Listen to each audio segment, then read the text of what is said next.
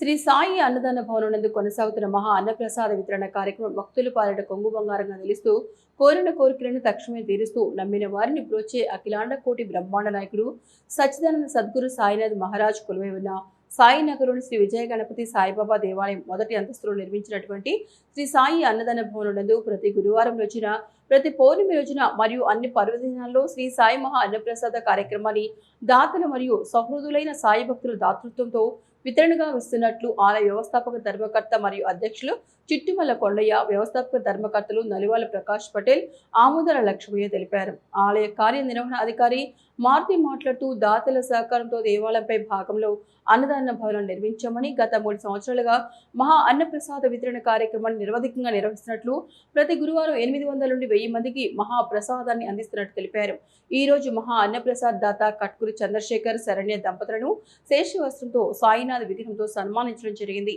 ఈ కార్యక్రమంలో కమిటీ సభ్యులు నలిమాచు చంద్రశేఖర్, రాముడి శ్రీధర్, విశ్వనాథుల శ్రీనివాస్, దేవాలయ ప్రధాన అర్చకులు సాయి శర్మ, గంగన్న, మూర్తి, ఆలయ సిబ్బంది మహేందర్, రఘు, శ్రీనివాస్ తదితరులు పాల్గొన్నారు.